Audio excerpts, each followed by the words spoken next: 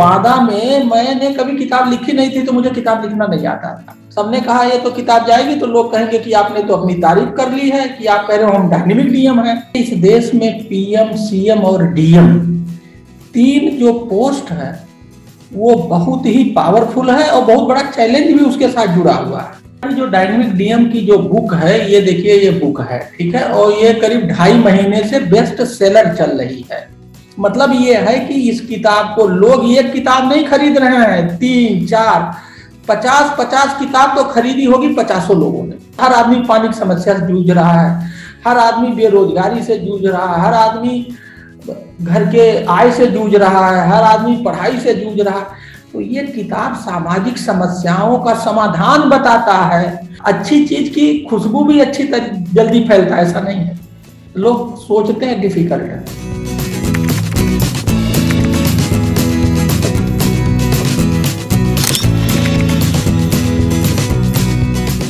मैं हूं गौरव गर्ग और आज हमारे साथ हैं डायनेमिक डीएम के ऑथर श्री हीरालाल जी।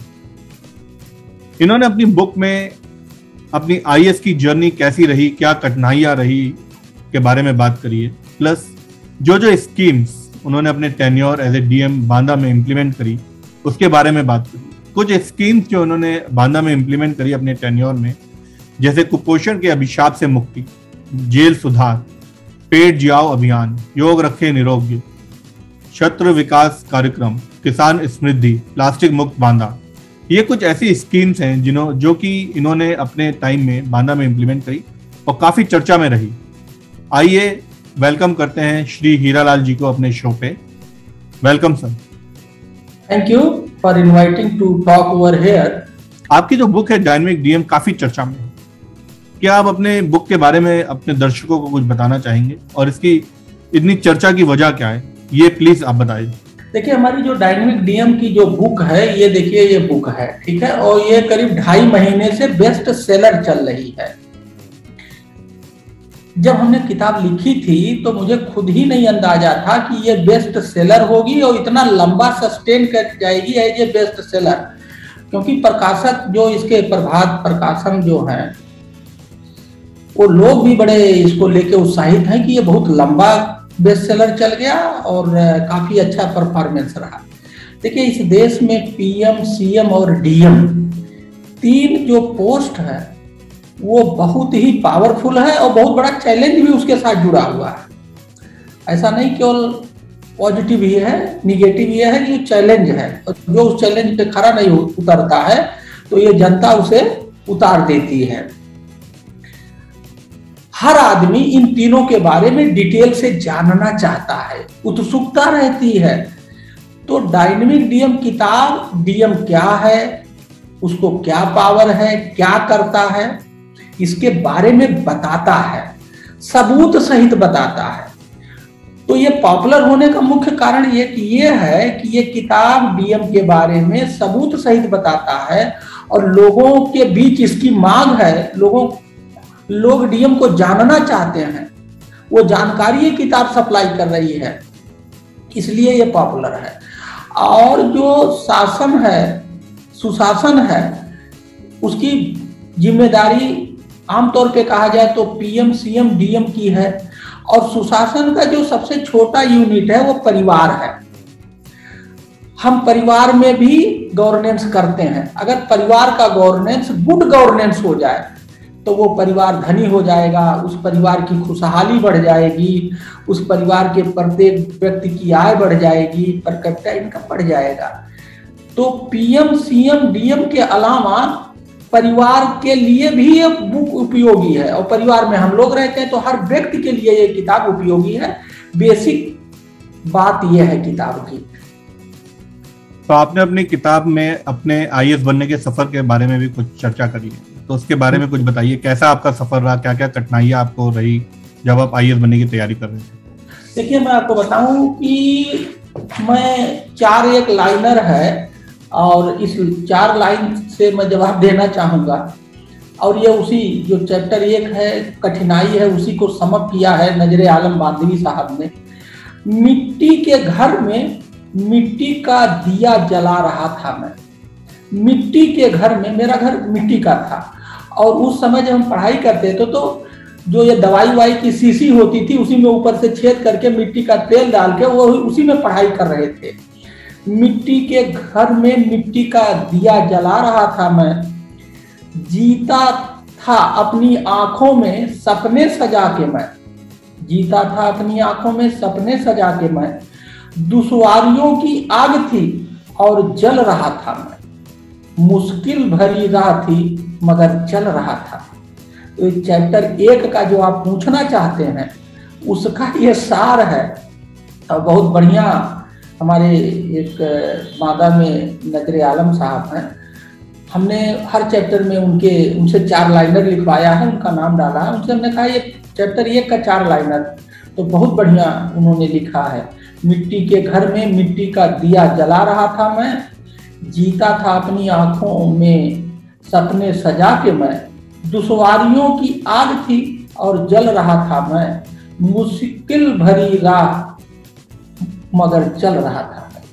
तो ये है कहानी। मेरा मिट्टी का घर था, कोई बताने वाला नहीं था, दिक्कत थी, कुएं के पानी से पानी पीता था।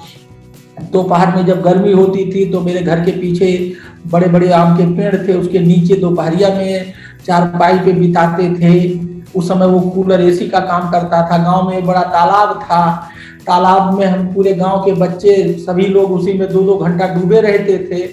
आज की हालत अगर उस गांव में हमारा उस तालाब में मेरा पैर पड़ जाए तो मुझे दिक्कत हो जाएगी। उस समय मेरी बॉडी इतनी इम्यून थी, आने जाने के लिए 3 किलो 4 किलोमीटर 3 किलोमीटर आना जाना, 10 किलो का बस्ता ले जाना, बोरा ले जाना, कोई बताने वाला नहीं, कोई सपना नहीं था, बस पढ़ना है। और पढ़ना क्यों है? एक नौकरी के लिए। उस समय कोई बहुत कक्षा 5 तक सपने नहीं थे और ना केवल पढ़ना था, और पढ़ना क्यों था? नौकरी के लिए, वो भी कि भाई पढ़ लोगे तो नौकरी मिल जाएगी।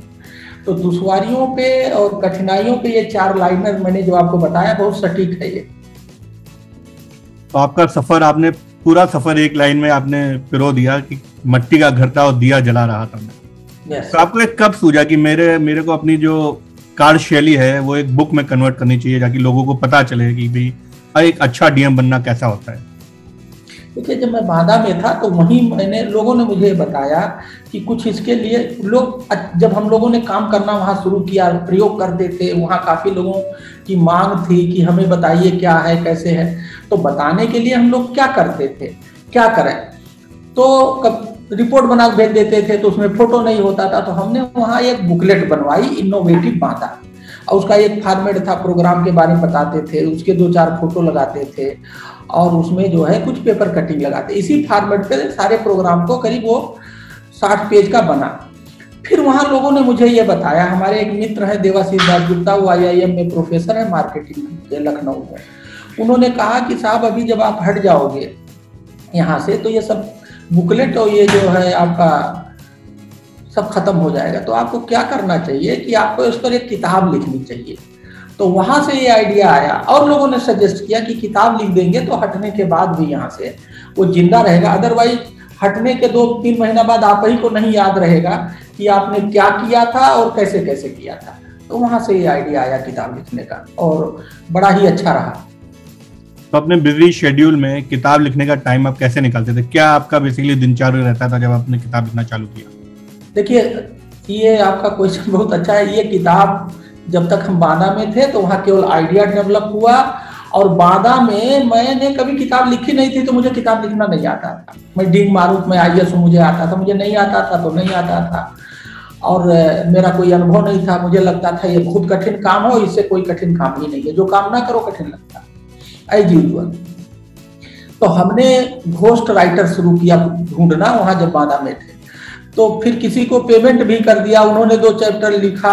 फिर मैंने अपने देवाशीष दास गुप्ता साहब को भेजा, देखिए ये सही डायरेक्शन में किताब लिख रही है, लिखी जा रही है। नहीं तो वो सही डायरेक्शन नहीं था, वो फिर बात खत्म हो गई। वो पैसा जो हमने दिया था उसका कोई फ्रूटफुल रिजल्ट नहीं आया, लेकिन सीड पड़ चुका था दिमाग में कि किताब लिखी जाएगी। फिर मैं वहां से हटा, कोरोना का जो है काल आ गया। इसी में फिर मैंने ट्राई किया बहुत लोगों को कि कोई एज ए घोस्ट राइटर लिख दे, क्योंकि मुझे आइडिया नहीं था, तो मैं पेमेंट बेसिस पे घोस्ट राइटर ढूंढ रहा था। वो भी काफी प्रयास के बाद वो भी सफल नहीं हुआ। इसी बीच हमारे एक मित्र हैं उमा शंकर यादव, वो अहमदाबाद इंटरनेशनल लिटरेचर फेस्टिवल चलाते हैं। उनसे मैंने अपनी बात रखी कि आप लिटरेचर है फेस्टिवल है, उन्होंने मुझे अहमदाबाद बुलाया भी है और मुझे ये किताब लिखनी है। वो भी 2-3 महीना प्रयास करते। एक मैडम कुमुद वर्मा है, प्रोफेसर संजय वर्मा IIM अहमदाबाद में है, उन्हीं की वो वाइफ है, और उन्होंने 3-4 किताब लिखा। तो उमा शंकर यादव जी ने उनसे बात किया कि आप ये किताब लिख दीजिए। और आप तो जब मैडम ने किताब लिखना शुरू किया तो उन्होंने उसकी फ्रेमिंग कर दी। ठीक, वो मेरे इस किताब की को ऑथर भी हैं। तो जब उन्होंने फ्रेमिंग कर दी और ये किताब का जो मटेरियल था वो उसमें सेट कर रही थी, क्योंकि सारा कुछ मेरे दिमाग में है कि हमने क्या किया, कैसे किया। तो फिर वो किताब में मजा नहीं आया। तो ये हुआ कि हम दोनों लिख के मिले। तो उन्होंने उसका फ्रेम बनाया और फिर उसमें जो मटेरियल है उसमें कौन फोटो कहाँ लगेगा, कौन सबूत कहाँ लगेगा, सीक्वेंसिंग क्या होगी, वो मैंने फिट किया। तो इस तरह से ये किताब शेप में आई। चूंकि कोरोना पीरियड में हमें लिखने की, पढ़ने की फुर्सत मिल गई तो उसका उपयोग किताब लिखने में हो गया, ये कहानी है। इसलिए समय एज ए कलेक्टर बांदा हमने ये मतलब वो संभव नहीं था, टू बी वेरी फ्रैंक। तो ये कोरोना पीरियड के समय का जो हमें मौका मिला, आपदा में अवसर की बात कही जाए तो ये बहुत सटीक है। ये किताब आपदा में अवसर का एक बहुत बढ़िया उदाहरण है। तो डायनेमिक डीएम नाम फाइनल करने से पहले भी बहुत सारे नाम आपके दिमाग में आए, तो डायनेमिक डीएम ही आपने क्यों फाइनल किया इस किताब का नाम? ये मैं आपको बताऊं, पहले दिन से ही ये किताब डायनेमिक डीएम ही चली, पता नहीं कहां से नाम आया और वहीं से डायनेमिक डीएम ही चली। ये दूसरा नाम किसी ने बताया भी तो समझ में नहीं आया, ये मेरे गले उतरा ही नहीं। डायनेमिक डीएम से ही शुरुआत हुई। अच्छा, डायनेमिक डीएम से शुरुआत कैसे हुई उसको मैंने चैप्टर 3 में शुरू ही किया है, क्योंकि जब ये किताब का नाम पढ़ा तो लोगों ने कहा, हमारे हित मित्र जो हमारे मेंटर हैं इसमें, सबने कहा ये तो किताब जाएगी तो लोग कहेंगे कि आपने तो अपनी तारीफ कर ली है कि आप कह रहे हो हम डायनेमिक डीएम हैं। तो हमने चैप्टर 3 की शुरुआत इसी से की है कि इस किताब का नाम डायनेमिक डीएम ही क्यों, और इसका बाकायदे मैंने सबूत प्रस्तुत किया है। और सही बात यह है, डायनेमिक डीएम का किताब का नाम उसी वेबसाइट जो बुंदेलखंड न्यूज ने 8 मिनट 8 सेकंड का वीडियो बनाया था, उसकी हेडिंग थी डायनेमिक डीएम, वहीं से मैंने ये नाम उठाया है। और ये डायनेमिक डीएम मेरा नाम नहीं है, बुंदेलखंड के न्यूज के लोगों के द्वारा ये क्वाइन किया गया है, उछाला गया है और जनता ने इसे नाम दिया। तो ये जनता के द्वारा दिया गया नाम है। बहुत सारे लोगों ने आपकी किताब पढ़ी है, तो सबसे बेस्ट कमेंट जो आपको मिला हो अपनी किताब के लिए वो क्या है? मैं तो ये देखता हूं कि रोज ही बेस्ट कमेंट आते हैं, मैं किसको बेस्ट कहूं। अच्छा, ये बात मैं नहीं कह रहा हूं, जो भी मुझसे मिलता है, जो मेरे ट्विटर को देखता है, वो सब भी एंजॉय कर रहे हैं। अरे सर, आपकी किताब तो वो हीरो को मिल गई, आपकी किताब तो वो एक कल जैसे मेरे पास एक कमेंट आया कि साहब मैंने आप 4 किताब खरीदी, एक किताब मेरा बेटा तैयारी करता सिविल सर्विसेज तो उसको दी, और 3 किताब मैंने अपने दोस्तों को दी। मतलब ये है कि इस किताब को लोग एक किताब नहीं खरीद रहे हैं, 3, 4, 50 किताब तो खरीदी होगी 50 लोगों ने, और लोग बांट रहे हैं। बांटने के बाद उस पर अपना कमेंट लिख रहे हैं और फिर मुझे उसको भेज रहे हैं। तो मैं उसी को बिल्कुल वो जो भी लिखते हैं मैं रीशेयर कर देता हूँ। उसमें अगर किसी ने, जैसे एक प्रोफेसर है, उन्होंने अपने 3 बच्चों को किताब दी और उन्होंने लिखा कि बच्चा गैंग को किताब पढ़ते हुए, मतलब माँ अपने बच्चों के बच्चा गैंग, कुछ नटोरियस गैंग किताब पढ़ते हुए छोटे छोटे बच्चों को। मैंने वही डाल दिया। वो मजा ले रही थी मदर बच्चों से, तो उनके मदर को भी बहुत अच्छा लगा। तो इस तरह से जो अगर आप कमेंट की बात करें तो मुझे बहुत बढ़िया कमेंट आए। कुछ 1-2 कमेंट आए शुरुआती दौर में, 1-2 लोग, जलने वाले लोग तो हर जगह होते हैं, उन्होंने लिखा कि आप अपना प्रचार कर रहे हैं, ये कर रहे हैं। हमने कहा भैया हम प्रचार नहीं करें, मेरा चैप्टर नंबर 3 पढ़ो। 2-3 कमेंट के अगर मान लीजिए 10,000 कमेंट आए तो केवल 2 कमेंट निगेटिव आए थे और बकिया का टोटल पॉजिटिव कमेंट आया, और सब उसको पढ़ के एंजॉय कर रहे हैं। क्यों?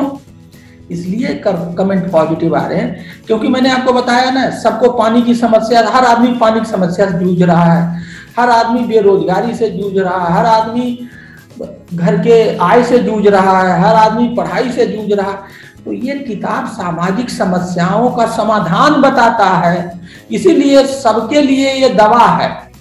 हर आदमी समस्याओं से उलझा हुआ है, तो उन समस्याओं का चूंकि ये समाधान बताता है, इसलिए सबको मजा, पढ़ने में मजा आता है और हमें अच्छे अच्छे कमेंट आते हैं, और वो कमेंट पढ़ के मेरी भी ऊर्जा बढ़ती है। तो इन पानी की समस्या और समाधान, यू हैव सेड दैट मैं लोग के दिल, दिमाग, सोच में कुआं, तालाब, नदी खोदना चाहता हूं। तो how far did you succeed in your statement and what was the response of the viewers? मैं आपको बता दूं, इसी स्टेटमेंट ने तो मुझे 8 अवार्ड दिला दिया। एक बात, इतना अच्छा काम हुआ, 8 अवार्ड मिला, ठीक है ना। और पानी का पहला अवार्ड जो वर्तमान में परमेश्वरन अय्यर सर हैं, वो सचिव थे भारत सरकार में स्वच्छता अभियान के, ड्रिंकिंग वाटर के, जो अभी नियुक्त हुए हैं सीईओ नीति आयोग के। उस सर ने पहला अवार्ड दिया था हम लोगों को, और मैं अवार्ड लेने नहीं गया था, मेरे जिले के लोग गए थे, प्रतिनिधि मेरे गए थे, ठीक है। 1 मीटर 34 सेंटीमीटर डीएम ने पानी नहीं बढ़ाया, जनता ने मिलकर पानी बढ़ा दिया, ठीक है। मेरी सोच क्या थी, ये जो सेंटेंस आप पढ़ रहे हैं कि मैं लोगों के दिल, दिमाग, सोच में पानी पैदा करना चाहता हूँ, कुआं तालाब खोदना चाहता हूँ। मेरा मकसद ये था कि जब लोगों के सोच में, दिल और दिमाग में कुआं तालाब बस जाएगा, उसके प्रति उनको जानकारी हो जाएगी, उसकी वो चिंता करने लगेंगे, तो पानी अपने तो जमीन पे कुआं तालाब खोदेंगे, उसकी सेवा करेंगे, उसको साफ सुथरा रखेंगे और पानी की समस्या हल हो जाएगी। तो मैं फिजिकल कुआं तालाब खोलने पर मेरा पहला जोर नहीं था, पहला जोर था लोगों के दिल, दिमाग, सोच, खून में कुआं तालाब खोद करके उनको समझाना कि यही चीज है, यही नेचुरल वाटर बॉडीज है, इसकी चिंता करो। ये थी फिलॉसफी ये सेंटेंस के पीछे। तो कई बार ये देखा गया है कि जब आप अपना कर्तव्य निभा रहे होते हैं तो ऐसी कोई भी चीज कई बार मिस हो जाती है, घटनाएं। तो जब आप बुक लिख रहे थे, कोई ऐसी घटना लिखते हुए याद आई जो कि बहुत सरप्राइजिंग थी, जब आपने देखा कि अच्छा ये भी हुआ था जब मैं ये चीज कर रहा था? देखिए मैं आपको बताऊं,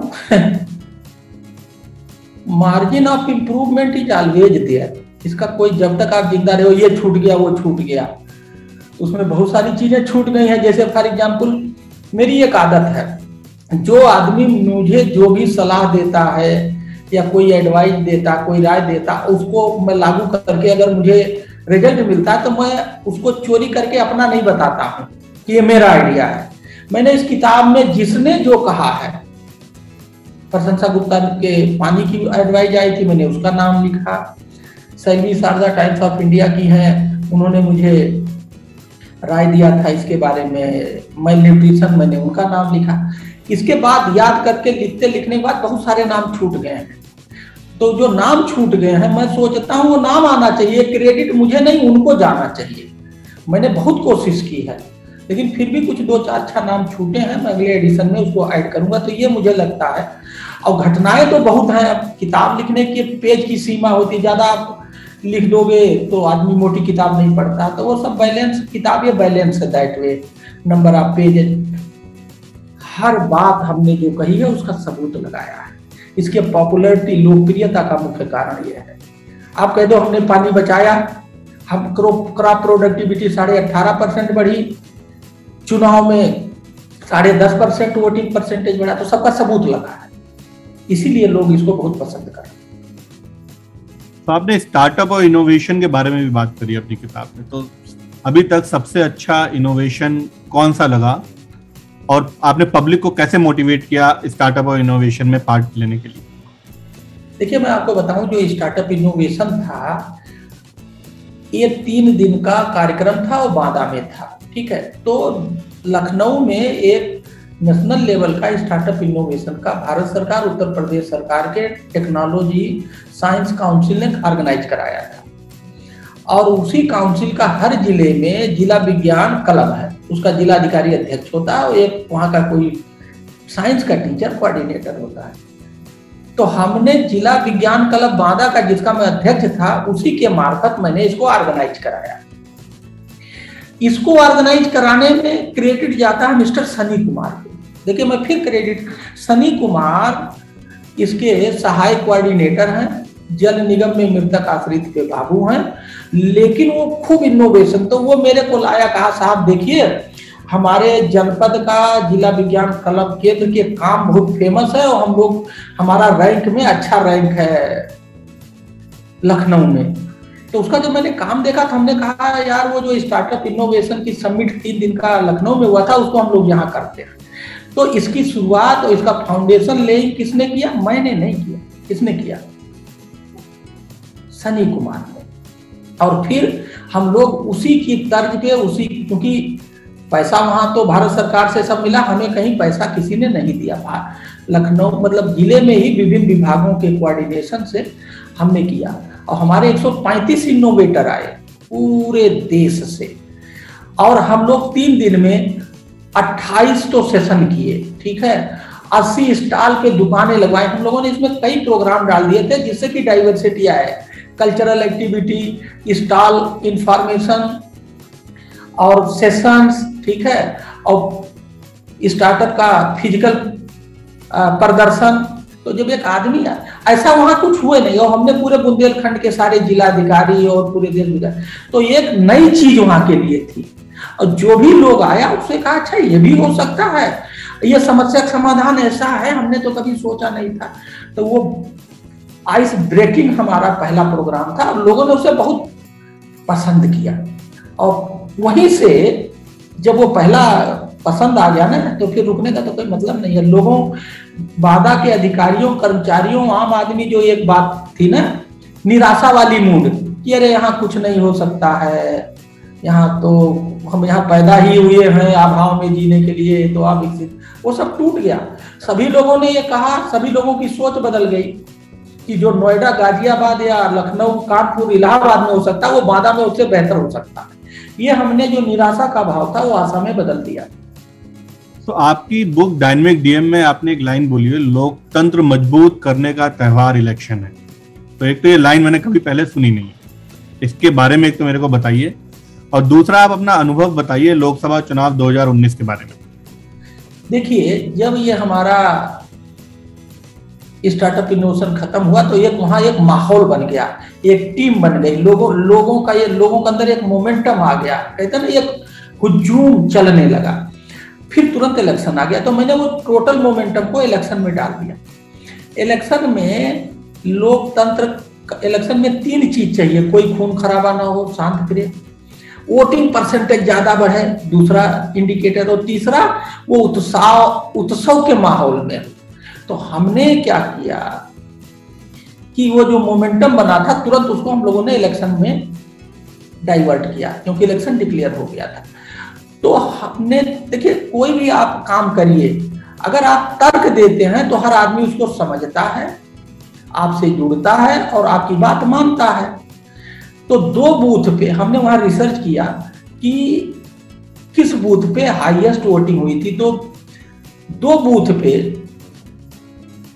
पंचायत चुनाव में 90% से ज्यादा वोट हुआ था। एक जगह हुआ था 91 समथिंग, दूसरी जगह हुआ था 92 समथिंग, 92 पॉइंट समथिंग। तो हमने कहा इसका मतलब अगर 2 बूथ पे 90% प्लस हो सकता है तो सारे बूथ पे हो सकता। तो हमने एक नारा दिया 90% प्लस, 90% प्लस हो मतदान, बांदा बने देश की शान। तो हमने कहा कि इसी टैग लाइन को लेकर के कि भाई अगर 2 बूथ पे एक जगह 91% और दूसरी जगह 92% हुआ है तो सारे बूथ पे हमें यही करना है। और फिर उसकी प्लानिंग की, इनोवेटिव आइडिया लिया और सबको जोड़ा, धीरे धीरे वो एक उत्सव के माहौल में खड़ा कर दिया। लोगों की जो समस्याएं थी उसको सुना, उसको दूर किया और होली दीपावली के माहौल में ये चुनाव हुआ। लोकसभा का चुनाव सबसे कठिन होता है और गर्मी, मई तो बांदा तकता है, उसमें हमने हाईएस्ट 10.5% वोटिंग बढ़ाया। और जब 25 अप्रैल को माननीय प्रधानमंत्री जी आए थे तो उन्होंने हमारे इस अभियान की खुल के तारीफ की। 2 मिनट पहले बोले, फिर अपना भाषण शुरू किया। उन्हें कहीं से ये बात पता लग गई थी। तो ये उत्सव इस तरह से क्रिएट हुआ।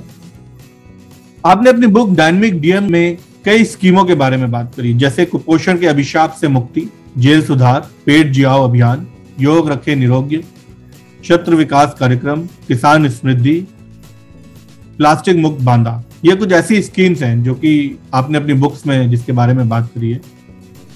तो आपको कैसा लगा इसके बारे में लिखते हुए, और आपको क्या अनुभव हुआ जब आप डायनेमिक डीएम बुक लिख रहे थे? देखिए, मैंने आपको बताया जैसे स्टार्टअप इनोवेशन, ये कोई नई चीज तो थी नहीं। स्टार्टअप इनोवेशन जिला विज्ञान केंद्र का क्लब का काम ही यही है। भारत सरकार की एक स्कीम है स्टार्टअप इनोवेशन और साइंस को बढ़ाना। हमने उसको एक इनोवेटिव तरीके से बहुत लार्ज स्केल पे किया तो वो हिट हो गया। लोग पहले केवल कागजों पे करते थे या वो दिखावा करते थे। हम जो भी काम करते हैं दिल और दिमाग से करते हैं। हम पब्लिक सेक्टर में हैं, हम सरकारी तंत्र में हैं, लेकिन हम नौकरी प्राइवेट सेक्टर से ज्यादा मेहनत से, ज्यादा लगाव से और ज्यादा ताकत से करते हैं। मतलब हम सरकारी तंत्र में नौकरी करते हैं लेकिन काम करते हैं प्राइवेट के तौर तरीके से, तर्ज पर। हमारे जो है रिजल्ट पाने का यही कारण है। तो मैंने अभी 2 पे तो हमारा आपका डिस्कशन हो ही गया कि हमने स्टार्टअप इनोवेशन कैसे किया, चुनाव कैसे किया, कुपोषण। मैंने बताया कि सैलवी शारदा मैडम थी, वो टाइम्स ऑफ इंडिया जब मैं जा रहा था जो उन्होंने कहा कि भाई वहाँ कुपोषण 45% से ज्यादा है और लोगों को पता नहीं। जब मैं गया तो पता किया, उन्होंने कहा मैंने न्यूज लिखी है और यूनिसेफ ने नरेनी ब्लॉक में इस पर पायलट किया है, बड़े अच्छे रिजल्ट हैं। मैं गया, पता किया और पता में सब सही मिला। तो हमने कहा एक ब्लॉक में हुआ है, अब ये पूरे जनपद के 8 ब्लॉक में होगा, यूनिसेफ हमारा पार्टनर होगा। और फिर मैंने वही बीड़ा उठा लिया। ऑलरेडी जो पायलट एक ब्लॉक में हो करके वो खत्म हो गया था, उसको हमने रिप्लिकेट किया, ठीक है। और यूनिसेफ इंटरनेशनल ऑर्गेनाइजेशन है, उसको हमने पार्टनर बना लिया। और फिर वो प्रयोग की रिजल्ट, इस प्रयोग का वो रिजल्ट आया कि नीति आयोग ने पेज नंबर 73 पे हमारे इस मॉडल को बेस्ट प्रैक्टिसेज में अंकित किया, जिससे लोग पढ़ें और रिप्लिकेट करें। तो यह है कुपोषण। जेल सुधार में किरण बेदी मैडम को हम सभी लोग जानते हैं, तिहाड़ जेल का। जब मैं जेल में गया तो देखा सब निराश परेशान, तो मुझे आया अगर मैडम कर सकती हैं तो हम लोग भी कर सकते हैं। तो हमने वहां प्रयोग शुरू किया, बहुत सिंपल तरीके से किए कि सुबह योगा कराना शुरू कर दिया। हर बैरक में 4 लोगों को वॉलंटियर लिया, उनको योगा सिखा दिया। अब वो जेल के कैदी हर बैरक में 4 बजे उठने लगे और वो योगा कराने लगे। अब आप 4 बजे उठो, 2 घंटा योगा करो तो आपका स्वास्थ्य ठीक हो गया। फिर हम लोग वीकली कल्चरल एक्टिविटी कराने लगे। कैदी ही कल्चरल एक्टिविटी करते थे, कैदी देखते थे। समझिए कि उनको हमने 3 घंटे का एक पिक्चर दिखा दिया, वो इनर्जाइज हो गए। सब उसी में कोई तैयारी कर रहा, कोई जो सफाई वाले थे जेल के सफाई में लगा दिया, जिसको खाने में रुचि थी खाने में लगा दिया, जिसको खेती में रुचि थी जेल के खेत फार्म हाउस में लगा दिया। वहां पहला जेल था कि हमने वहां क्या खोला, गौशाला खोला, और जो गाय पालन में दुग्ध में थे उनको। इस तरह से मैंने सबको काम दे दिया और सबका प्रोडक्टिव टाइम होने लगा। उनकी समस्याएं जो थी उसके लिए स्पेशल जेल का एक अधिकारी, कैदी, उसके घर वाले, उसका वकील उसकी समस्याएं सुनता था और उसकी जो जेन्युइन समस्याएं थी उसको सुन के हल कराता था, जिससे कि वो जल्दी छूट जाए। अगर कहीं उसको फंसाया गया है तो उसको रिलीफ मिल जाए। इससे भी कैदियों में तो बहुत अच्छा, उसमें भी हम नंबर 1 आए। Prevention is better than cure, सबको योगा सिखाने लगे कि बीमार हो ही क्यों, बीमार नहीं होना चाहिए। किसानों के लिए काम किया, छात्रों के लिए। इस तरह से अब कितना मतलब बताएं, पूरा 18 महीने में 20-22 प्रयोग किए। और वो जब एक में सफलता मिली, फिर दूसरे मिली, फिर तीसरे मिली, वो फिर एक टेम्पो बन गया और धीरे धीरे पूरा बांधा एक प्लेटफार्म पे आ गया। सबको लगने लगा कि ये जिलाधिकारी मेहनत करते हैं, हमारे लिए जीते हैं, अपनी नींद हराम करते हैं। आज भी आप जरा पूछिए, सबको पता है। अगर आप मेरा नाम लेके पूछोगे सब कहेंगे बहुत मेहनत करते थे, समस्याओं से लड़ते थे, सबको साथ लेके चलते थे। वो जो बेसिक चीजें हैं उसी को मैंने ठीक किया, कोई नया जादूगरी नहीं की है। जब आपकी बुक पब्लिश हो गई और पहली कॉपी जब आपके हाथ में आई, तो एक तो क्या आपकी फीलिंग थी, और पहली कॉपी वो जो है वो कहाँ गई, किसने ली? देखिए, जो पहली जब ये किताब आई तो इसकी डमी आती है, डमी बन, तो डमी आई, फिर उसमें करेक्शन किया, फिर भेजा, फिर डमी आई, फिर करेक्शन किया।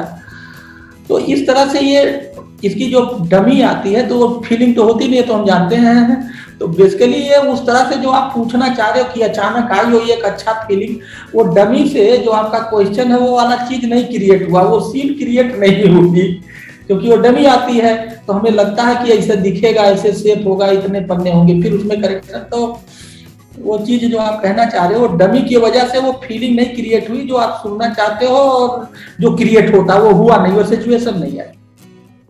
चलिए इसको फिर मैं दूसरे तरीके से पूछता हूँ, जब आपकी पहली कॉपी सेल हुई, एक तो कौन खरीदार था उस कॉपी का, और क्या स्पेशल फीलिंग थी जब आपकी पहली कॉपी पार्सल हुई उसको?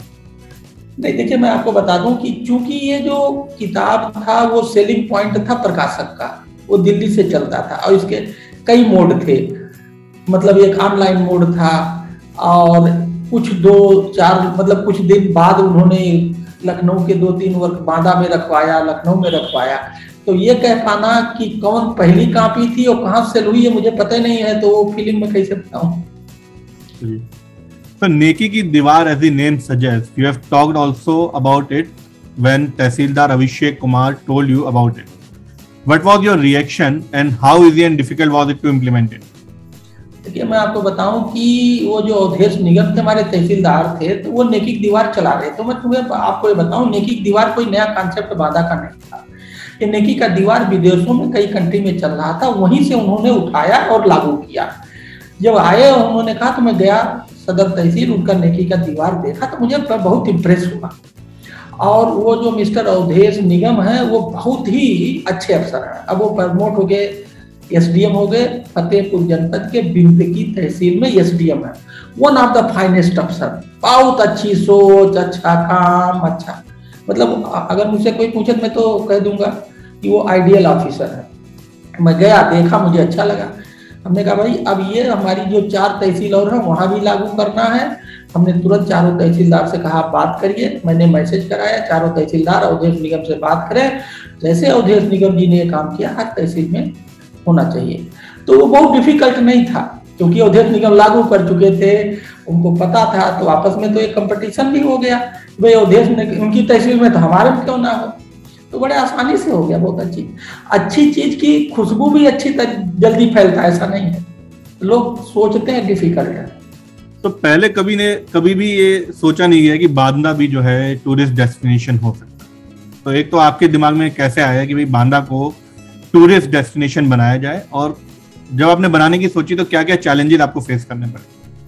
देखिए ऐसा है कि मैं बांदा के लोगों की इनकम बढ़ाना चाहता था कि लोगों की इनकम कैसे बढ़े। सामान्यतः ऐसा कोई डीएम नहीं सोचता, लेकिन मैं सोचता।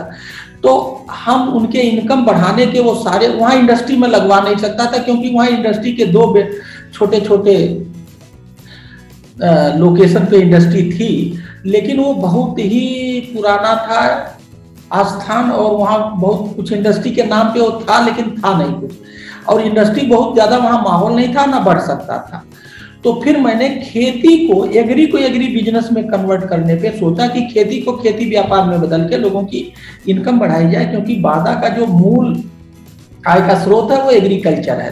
तो उस पर मैंने बहुत सारे काम किए, एक बात। दूसरी बात जो आप ये कह रहे हो कि पर्यटन भी एक आय बढ़ाने का बहुत अच्छा साधन है। तो वहाँ एक कालिंजर फोर्ट बहुत फेमस है, लेकिन उसको पर्यटन से जोड़ के नहीं, वहाँ टूरिस्ट आते हैं, सारी बातें होती है, लेकिन वैसा है वो, उसको किसी ने ध्यान नहीं दिया। तो मैंने एक समिति बनाई, कालिंजर पर्यटन समिति, उसका मैं अध्यक्ष बना।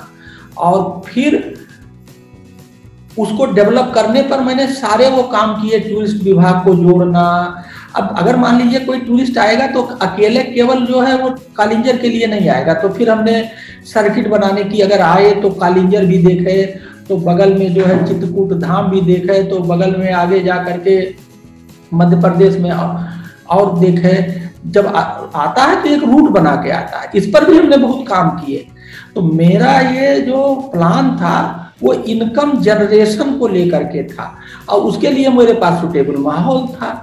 वहां पर एक प्रेम सिंह थे, वो बहुत प्रोग्रेसिव फार्मिंग है, तो वो जो है ये एग्री टूरिज्म पे काम करते, उनके यहाँ हमेशा अंग्रेज पड़े रहते थे। उससे भी मुझे प्रोत्साहन मिला कि वो बांदा में शहर के ही थोड़े से 3 किलोमीटर पे वो एग्री टूरिज्म पे उनका हमेशा उनके यहाँ अंग्रेज रहते, तो मेरे से मिलवाने लाते थे।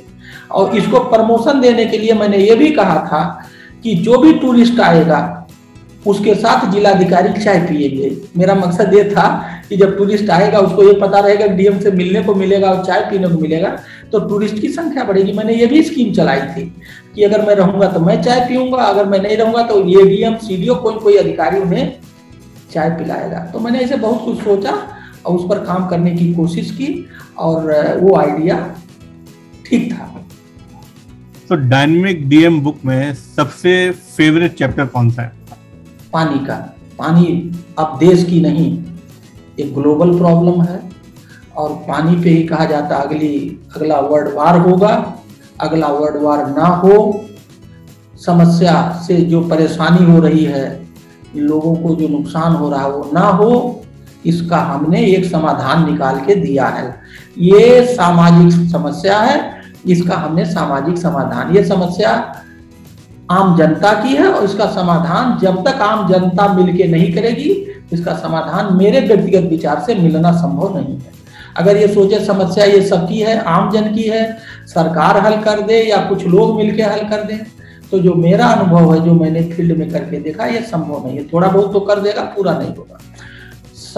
इस देश के प्रत्येक आदमी को इस समस्या से लड़ना पड़ेगा, अपनी सक्रिय भागीदारी निभाना पड़ेगा, अपना कंट्रीब्यूशन देना पड़ेगा, तो पानी की समस्या हल हो जाएगा। ये tested, tried, verified formula Banda में हमने क्रिएट किया। तो प्रोग्रेस ऑफ फीमेल्स के बारे में भी आपने अपनी बुक्स में बात करी है, तो एक तो कौन कौन सी कैटेगरी आप देखते हैं जिसके अंदर फीमेल्स को और प्रोग्रेस करनी चाहिए और आपकी ओर से क्या क्या एफर्ट रहे? देखिए, महिलाओं के विकास के लिए हमने ये देखा कि जो महिलाएं ऑलरेडी कोई घर में व्यापार कर रही, कोई सब्जी पैदा करके उसे बेच रही या घर में दुकान कर रही हैं, सेल्फ हेल्प ग्रुप के माध्यम से ऐसे महिलाओं का मैंने चयन किया। नॉलेज इज पावर, हमने उनको नॉलेज देने के लिए DRI चित्रकूट में मैंने ट्रेनिंग पे भेजा, एक्सीलेंस सेंटर कन्नौज में भेजा, national vegetable research centre Banaras भेजा। ये महिलाएं वहां गईं, रुकी और सीख के आई। तो उतने ही इनपुट, उतने ही मेहनत से अगर उनका 100 रुपया प्रॉफिट था तो वो 150 हो गया, 200 हो गया, क्योंकि उन्होंने अपने बीज बदल लिए, उन्होंने अपने तरीके बदल लिए। तो मैंने इस तरह से महिलाओं के विकास में वृद्धि, महिलाओं के इनकम में वृद्धि करने का एक बहुत सिंपल तरीका निकाला था और बहुत पॉपुलर हुआ था, महिलाओं ने बहुत पसंद किया। तो जब प्रवीण महेंद्र जी ने आपसे पहली बार बोला कि भाई आपको प्राइम मिनिस्टर प्राइज में नॉमिनेट होना चाहिए, तो आपके दिमाग में क्या पहली चीज स्ट्राइक करी? एक्चुअली उनका जब मैसेज मुझे आया तो मैंने, क्योंकि देखिए मैं कोई काम प्राइज और राइज के लिए नहीं करता और ना मैं कुछ सोचता हूँ, काम है तो करना है और अगर उस काम से जनता का फायदा है तो मैं पूरी अपनी जी जान ताकत सब कुछ लगा दूंगा। मुझे मजा आता है चैलेंज लेकर के जनता की समस्या का समाधान ढूंढने में, जो समाधान का मिलता है वही मेरा आउटकम। तो मैंने इग्नोर कर दिया। उन्होंने मैसेज किया कि जैसे है ये आप अप्लाई करिए, नहीं। फिर 15 दिन बाद आया तो मैंने उनका पढ़ा, फिर नहीं, मैंने थोड़ा इग्नोर। फिर जब उन्होंने तिबारा मुझे भेजा तो मुझे लगा ये आदमी, तो मैंने उनसे फोन किया, हमने कहा कौन है पहले ये बताइए, तो आप मुझे जानते हैं? तो उन्होंने कहा सर जब आपने स्टार्टअप इनोवेशन किया था बांदा में 3 दिन का, तो मैं उसमें गया था और मैं एक प्रतिभागी था, मैंने वो आपका काम देखा है, मौके पर देखा है और मैं आपसे बहुत प्रभावित हूँ और मैं लगातार तब से आपके सारे कार्यक्रम को देखता हूँ और आप जो है इसके लिए पात्र हैं, आप अप्लाई करिए। तो फिर मैंने उनसे कहा वो गाइडलाइन कहा, उसने मैंने गाइडलाइन बनाई और फिर गाइडलाइन हमारे जानने वाले हैं, मैंने क्योंकि वो इंग्लिश में था, उसकी पूरी फॉर्मेटिंग थी, वो टिपिकल था फॉर्मेट, इंफॉर्मेशन जुटाना, फोटो देना, सबूत देना। तो इस तरह से ये बात बढ़ी। तो नॉमिनेशन अप्लाई करने में एक तो आपकी किसने मदद करी और किस कैटेगरी में आपने अप्लाई किया? देखिए हमने 6 कैटेगरी में अप्लाई किया और एक मिस्टर सौरभ लाल हैं जो कि कंटेंट राइटर हैं, उनकी कंटेंट की बहुत बढ़िया कंपनी है, बॉम्बे में थे, तो लखनऊ के थे। वो एक दिन आए मुझसे मिलने इसी बीच में, तो मैंने उनसे ये बात बताई कि भैया ये फॉर्मेट मिला है और इस फॉर्मेट ये अंग्रेजी में है, इसको अप्लाई करना है और क्या है, उनकी अंग्रेजी यही वो करते हैं। तो उन्होंने कहा ये तो हो जाएगा, मैं कर दूंगा। तो हमने कहा करो। तो फिर हम लोग जो है उसमें कई कैटेगरी थे, गवर्नेंस का था, वाटर था, एग्रीकल्चर डेवलपमेंट था। तो हम लोगों ने जो 6 कैटेगरी अप्लाई किए, फिर उस कैटेगरी के सबूत जुटाना, उस सब कैटेगरी के वीडियो, उसमें बड़ा टिपिकल था, कितने अवार्ड मिले, क्या हुआ। वो 4 पेज का कम से कम 30-32 तरह के सबूत और इंफॉर्मेशन थे। ये लगा हम लोगों को 2 महीने, और संयोग से वो उस पीरियड में भी, क्योंकि ये कोरोना का पीरियड था, तो उसमें भी समय था, तो हम लोगों ने इसको मिलके फिर इंफॉर्मेशन मंगाना। मैं बादा से उन लोगों से बात करता था जो उस हमारे अभियान में, जैसे चुनाव वाला जो अप्लाई किया, तो हमने चुनाव से उनसे मांगता था ये वीडियो भेजो, ये फोटो भेजो, ये अखबार की कतरन कुछ मेरे पास। तो मतलब वो इन 2 महीने लगे। तो जब नॉमिनेशन का प्रोसेस चल रहा था तो एक टाइम के बाद आपका नाम जो है उस लिस्ट से निकाल दिया, तो एक तो आपको कैसा लगा जब आपका नाम निकाला गया? दूसरी बात, आपने क्या क्या एफर्ट्स किए कि आपका नाम वापस उस लिस्ट में नॉमिनेशन की आ जाए? देखिए मैं आपको बताऊं, जब ये प्रोसेस चल रहा था तो पूरे बादा को पता था, बादा के सारे प्रतिनिधि को पता था कि बादा का पानी वाला अवार्ड सेलेक्ट, पानी वाला काम सेलेक्ट हो गया है पीएम अवार्ड में, और हम लोग नंबर 1 चल रहे हैं। पहले फेज में नंबर 1, दूसरे स्क्रीनिंग में नंबर 1, तीसरे में नंबर 1, और हमारा नंबर बहुत हाईएस्ट था 100 में। ठीक है, हमें भी इंफॉर्मेशन कहीं ना कहीं से मिलती रहती थी, जो हमारे सोर्सेज थे, हमारे कोई पुष्ट नहीं, लेकिन पता लग जाता था। और लोगों में एक जोश पैदा हो गया कि अच्छे काम की पहचान देश लेवल पे होगी। पीएम साहब तो बोल के आए ही थे, और देश लेवल पे इस अवार्ड से भी बांदा का नाम पूरे देश में रोशन हुआ। जब ये नाम हटाया ना, तो मैं अकेला नहीं, सारे के सारे लोग शॉक थे। अगर हमारी कोई गलती, कोई दिक्कत थी तो पहले ही फेज में आउट कर देते। आपने पहले फेज में स्क्रीनिंग में सेलेक्ट किया, फिर दूसरा टेस्ट लिया उसमें, तीसरा लिया उसमें, तो बहुत सभी लोग शॉक्ड थे, और मैं भी बहुत शॉक्ड था। ठीक है, उसके बाद माननीय सांसद जी जो थे, उन्होंने 5-6 सांसद विधायक से बात करके लिखी।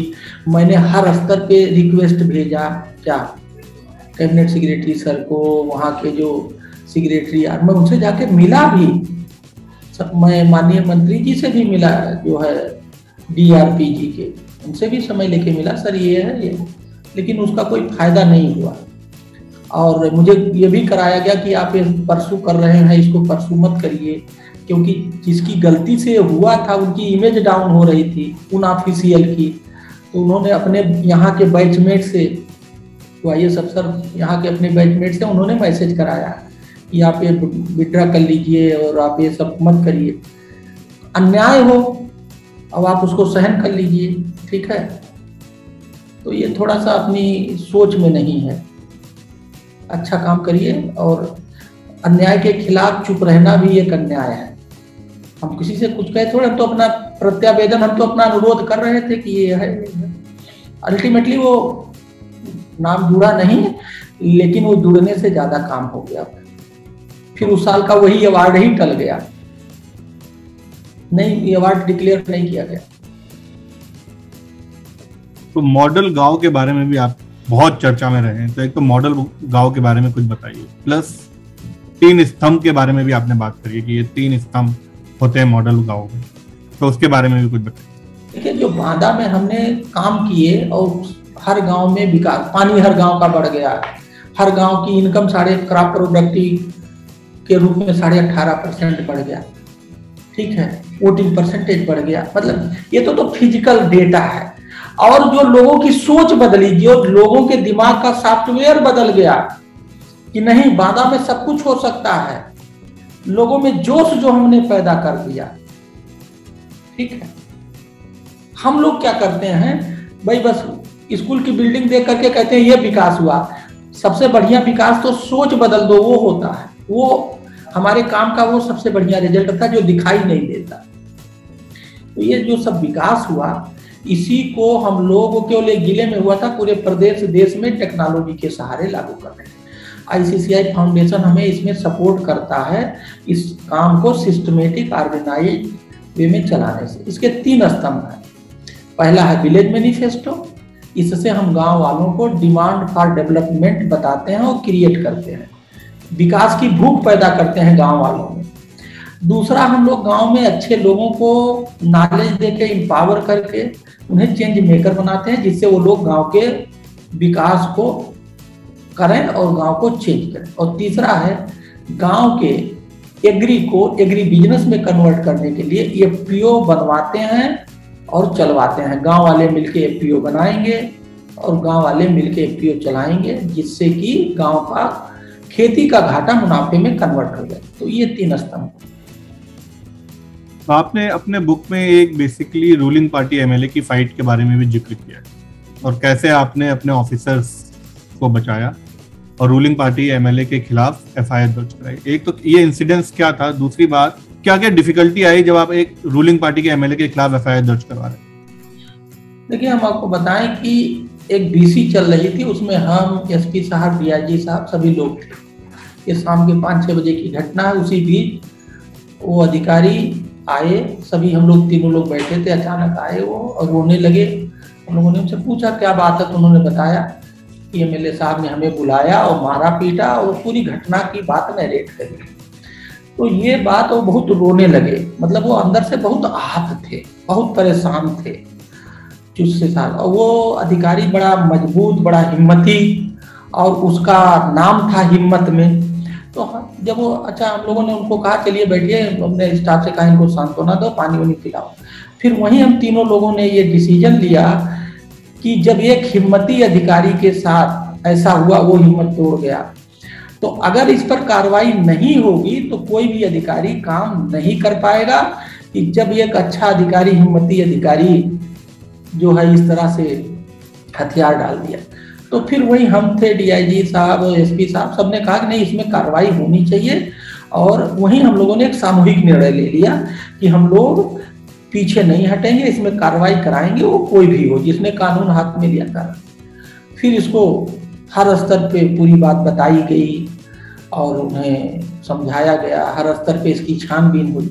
और फाइनली जब ये सब कन्विंस हो गए कि नहीं, ये घटना अच्छी नहीं है, इसमें FIR होनी चाहिए, तो इसमें सारे स्तर, चाहे वो जिला स्तर, चाहे मंडल स्तर, सारे स्तर कन्विंस थे कि ये घटना में कार्रवाई जरूरी है। और फिर सभी को एक साथ सामूहिक डिसीजन के साथ ही हमने कार्रवाई की थी। उसके बाद नेचुरल सी बात है कि जब आप किसी के खिलाफ FIR कर दोगे तो आपका वो विरोध करे। तो मेरा हर फोरम पे विरोध होता था, जहां भी लेक्चर करते थे मेरा विरोध करते थे, DM बेईमान है, बोरों में रुपया लेता है, खुले हम वीडियो में बोलते थे, मेरे पास हम वीडियो आता था। मुझे बुरा नहीं लगता था, मुझे पता था इसके अलावा और क्या बोलेंगे।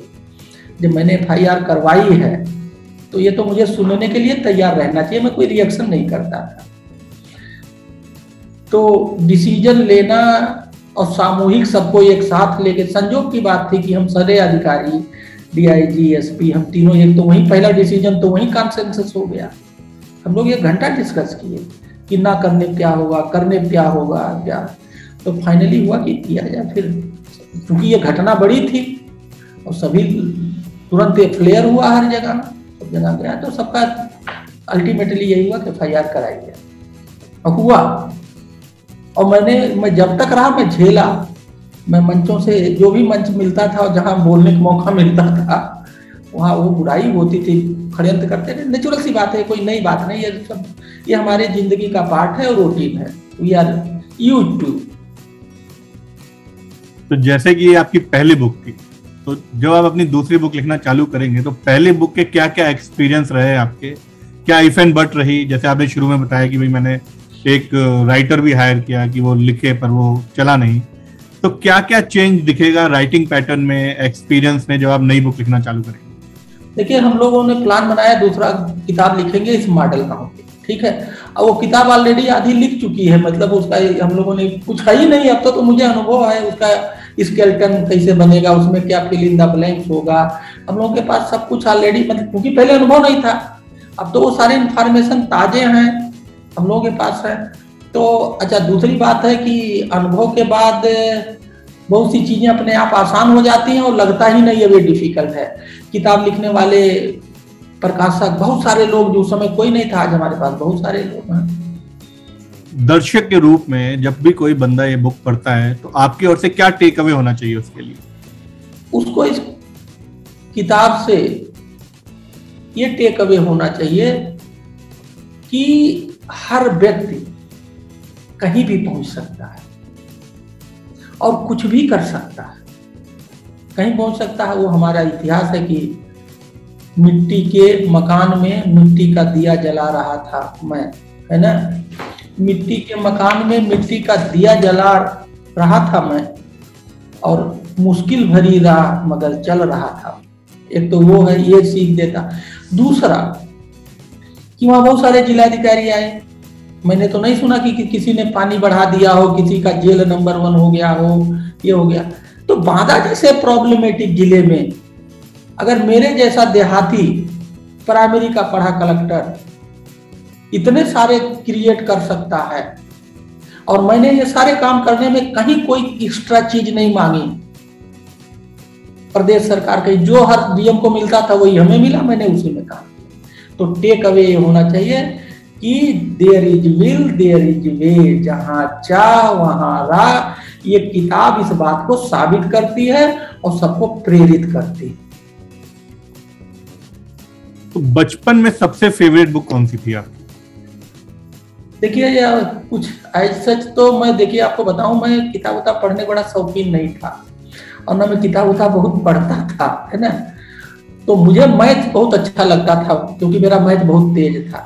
अब उस समय का जो मैथ, मतलब एज सच कोई पिकुलियर बुक का नाम तो मैं नहीं बता पाऊंगा, लेकिन मैथ की किताबें मुझे अच्छी लगती थी, मैं उसी को बहुत लाइक करता था, क्योंकि वो मेरे को इंटरेस्टिंग लगते थे। तो आपने अपनी आईएएस की जर्नी तो एक लाइन में डिफाइन कर दी कि मट्टी का घर में मिट्टी का दिया जला रहा था मैं और चले जा रहा था। तो अगर मैं बोलता हूं कि अपनी बुक्स को डिफाइन करो आप एक लाइन में, तो क्या डेफिनेशन रहेगी? देखिए, किताब पे लिखा हुआ है डायनेमिक डीएम, सहयोग से सुशासन, सुशासन से समृद्धि। ये है इसका एक लाइन में डिफिनेशन, ठीक है ना। ये लाइन जो है, ये जो लाइन है, ये लाइन इसका डिफिनेशन है। सहयोग से सुशासन और सुशासन से समृद्धि, ये पीएम के लिए लागू, सीएम के लिए लागू, डीएम के लिए और हर घर के लिए लागू है। सहयोग से घर का सुशासन अच्छा करो और अच्छे सुशासन से घर की समृद्धि बढ़ाओ। तो वन लाइनर अगर आपको पूछना चाहते हैं, सहयोग से सुशासन, सुशासन से समृद्धि, इसका उत्तर है। तो आपकी जो बुक है, किसी को अगर ऑर्डर करनी है तो किस किस मीडियम से वो ऑर्डर कर सकता है? सबसे बढ़िया मीडियम जो मैंने अनुभव के आधार पर, अब लोग कोई फिजिकल कहीं दुकान पे जाके खरीदना नहीं चाहता, ये भी मैंने देखा। सब ऑनलाइन, अमेजॉन पे, फ्लिपकार्ट पे ये उपलब्ध है, और वहां जा करके ऑनलाइन ऑर्डर करके मंगा सकते हैं। दूसरे दिन तीसरे दिन आ रही है किताब, लोग बड़ा खुश होते हैं। बहुत बहुत धन्यवाद है अपना एक्सपीरियंस शेयर करने के लिए डायनेमिक डीएम की बुक के लिए। और मैं सारे दर्शकों से ये अपील करूंगा कि अमेजॉन पे या फ्लिपकार्ट पे जाके डायनेमिक डीएम को ऑर्डर करें और पढ़ें। बहुत बहुत धन्यवाद। आपको भी बहुत बहुत धन्यवाद, आपने ये अवसर दिया। एक अच्छी किताब के बारे में आपने चर्चा की, और बहुत अच्छी चर्चा की, और बहुत गहराई से चर्चा की। इसके लिए मैं आपका और आपके पूरे प्रयास का और आपकी पूरी टीम का तहे दिल से शुक्रिया अदा करता हूँ, धन्यवाद अदा करता हूँ। नमस्कार। नमस्ते।